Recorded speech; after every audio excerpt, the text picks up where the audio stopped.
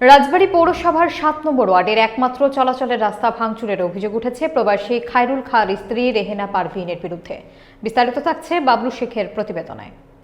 অর্ধ শতাধিক পরিবারের কয়েক হাজার মানুষ সহ মসজিদের মুসল্লিদের প্রতিদিনের চলাচলের একমাত্র ভরসা ছিল এই সড়কটি। তবে রেহেনা পারভীন জায়গাটির মালিকানা দাবি করে ভারী যানবাহন দিয়ে সড়কটি ভেঙে ফেলেছেন বলে অভিযোগ করেছেন স্থানীয় বাসিন্দারা। এতে এলাকাবাসী মারাত্মক চলাচল সমস্যায় পড়েছেন। ভুক্তভোগীরা মামলা এবং হামলার ভয়ে সরাসরি প্রতিবাদ করতে না পেরে একাধিক দপ্তরে অভিযোগ করলেও এখন পর্যন্ত কোনো সুরাহা হয়নি। এ বিষয়ে রেহেনা পারভীন রাস্তা ভাঙচুরের বিষয়টি স্বীকার করে বলেন, জায়গাটি তার পরিবারের মালিকানাধীন হওয়ায় রাজবাড়ী আদালতে একটি মামলা চলমান রয়েছে। লক্ষ্মীপুরের শেষ মাথায় এই জায়গার 4.5% বেশি হুমায়ুন চেয়ারম্যান করিয়ে দিয়েছে উনি নিজেতে। ওনারা এই রাস্তা করতে দেবে না, ভাইঙে ওটা আমাকে জায়গার হাতে আমরা দলকে খাবো, জনগণে চলবে দেবে না।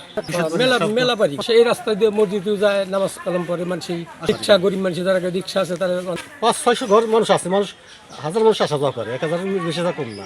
সেই মসজিদে মানুষ যাওয়া আসা করে, সালপালা আরবি টারবি পরে সকালবেলা যায় ভোরের সময়, তারপর নামাজ কালাম করে মেলা মানুষ এই রাস্তায় যাতায়াত।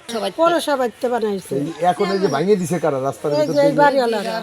কালকেও বলছে, সেদিনকে পরশুদিন বলছে এই রাস্তা আমার দরকার না, রাস্তা লো ভাই গেলাই।